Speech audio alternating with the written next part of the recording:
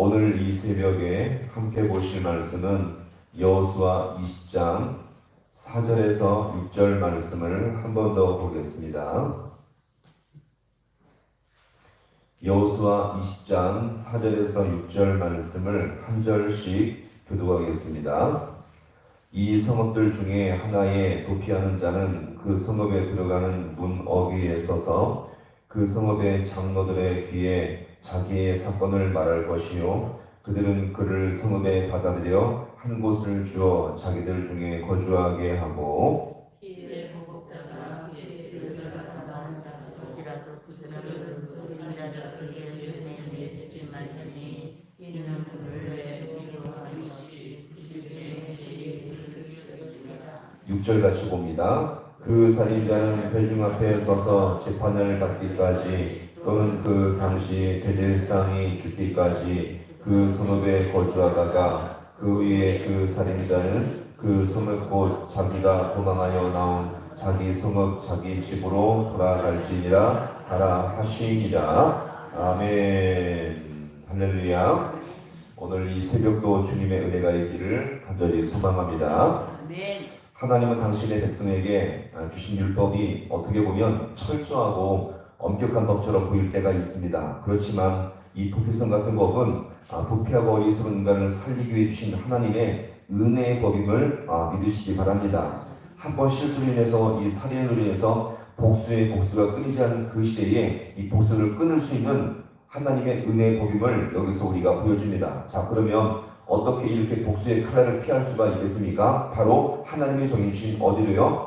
도피성으로 피하면 그들은 생명을 부지할 수가 있게 되었던 거죠. 자, 오늘 이 본문의 4절의 말씀을 같이 보겠습니다. 4절. 자, 시작. 이 성읍들 중에 하나에 도피하는 자는 그 성읍에 들어가는 문 어귀에 서서 그 성읍의 장로들의 귀에 자기의 사건을 말할 것이요, 그들은 그 성읍에 받아들여 한 곳을 주어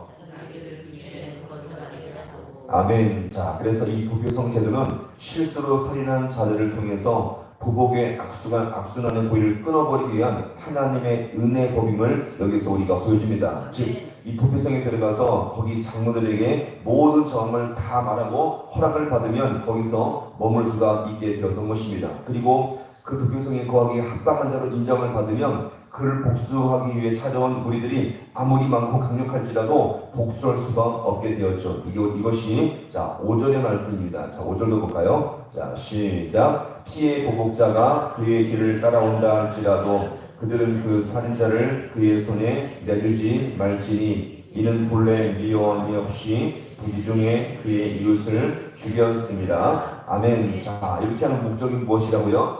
비록 부지 중에 살인을 했지만 그럴지라도 억울하게 죽음을 당하지 않게 하기 위함을 여기서 우리가 보여주고요. 하나님은 이렇게 이 생명을 소중히 여기며 보호하신 분임을 여기서 우리가 보여줍니다. 이런 면에서 오늘날의 법들은 사실 이 사회법이 잘 포함된 것이라고 할지라도 한계성이 참 많죠. 왜냐하면 자기 편에 서 있는 사람들에게는 너무나 관대하고요. 그 다음에 자기 반대편에 서 있는 자들에게는 너무나 지나치게 엄중한 자대로 이 모든 것들을 심판을 하게 된다는 것입니다. 그래서 오늘날 법이 정말 사람과 사회를 보호해 주느냐고 물었을 때 신뢰할 수가 없는 것입니다.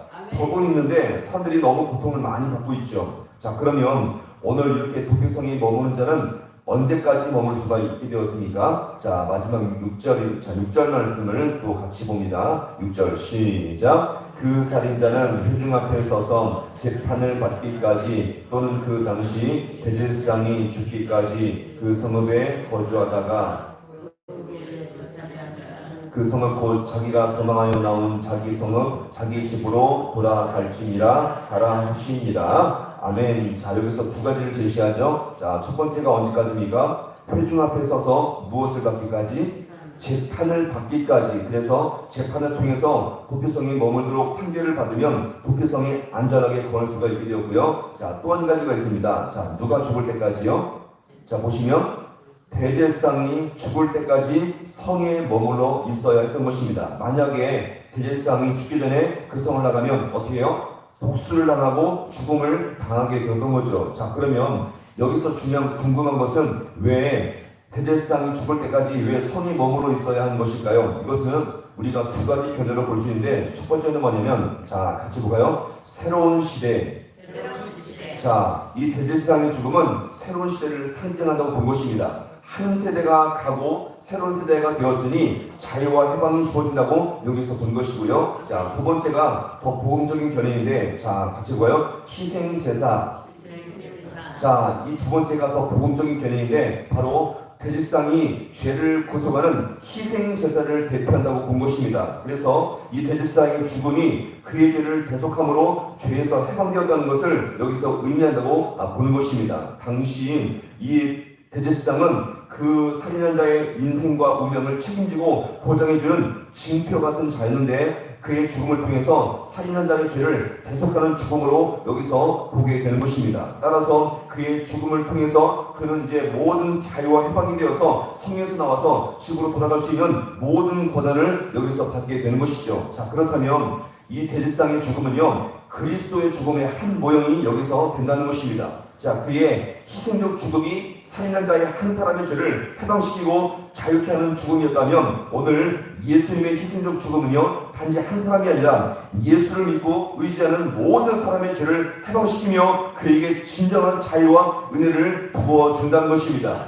오늘 우리가 예수님의 이런 희생적 죽음, 십자가의 죽음을 통해서 죄에서 해방되어지며 영생을 얻게 된 자임을 믿으시기 바랍니다. 따라서 우리는 이런 예수님의 죽으심과 십자가의 은혜를 늘 기억하며 사는 것이 바로 성도인 마땅한 본분임을 우리가 여기서 볼 수가 있겠습니다. 따라서 우리가 그 예수님의 십자가의 은혜와 희생적 죽음을 우리가 항상 마음속에 기억하며 은혜를 우리가 항상 보존해 나갈 때에 우리의 삶의 모든 힘과 능력과 은혜가 부어질 수 있음을 여기서 우리가 볼 수가 있는 것입니다.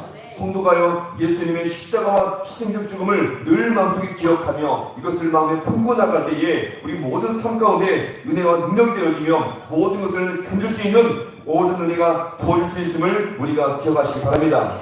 따라서 우리는 이 말씀 안에서 오늘도 예수 안에 거하며 십자가의 죽으심과 희생을 늘 기억하며 단지 고난과 부활절 때만이 아니라 모든 인생 가운데 예수님의 십자가와 희생적 죽음이 나의 모든 삶의 원동력임을 믿으시고 그 안에서 오늘도 그 주님의 십자가의 능력으로 모든 삶의 고난과 어려움을 이길 수 있는 우리 모두가 될 수 있기를 주님의 이름으로 간절히 축원합니다. 기도하시겠습니다.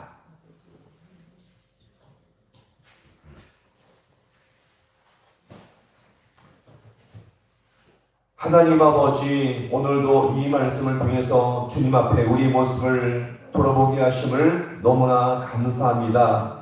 도피성의 제도가 단지 정말 많은 율법 중에 한 가지가 아니라 하나님께서 이렇게 정말 복수의 고리를 끊기 위한 하나님의 은혜의 법인 것을 이 시간 다시 한번 깨닫사오니, 하나님 아버지, 오늘도 우리가 말씀을 통해서 더욱더 생명의 길을 걸어갈 수 있는 우리 모든 주의 성도들 되게 하여 주옵소서. 무엇보다 아버지 하나님, 이 도피성의 이 귀한 제도를 통해서 희생적 죽음이 있음으로 말미암아 한 사람의 죄인이 아버지 생명이 다시 한번 아버지여 자유와 해방을 얻게 되었던 것처럼 오늘도 우리가 이 땅 가운데 살아갈 때에 예수님의 십자가와 희생적 죽음이 있었기에 우리가 아버지 오늘도 그 안에서 진정한 자유와 영원한 해방을 맛보게 되었던 것처럼 이 귀한 주님의 은혜를 평생 잊지 않고 살아갈 수 있는 우리 모든 주의 성도들 되게 하여 주옵소서. 성도의 모든 삶의 원동력과 힘이 바로 이 십자가의 희생적 죽음과 십자가 은혜에서 나온 줄을 믿사오니, 우리가 그 안을 붙들고 그 십자가 안에서 더욱더 주님의 거룩하신 죽음이 나의 모든 삶의 원동력이 되어서 오늘도 이 땅 가운데 더욱더 진실한 믿음으로 살아갈 수 있는 우리 모든 주의 성도들 되게 하여 주옵소서. 모든 것 주님 앞에 간절히 바라고 예수님의 이름으로 기도하옵나이다. 아멘.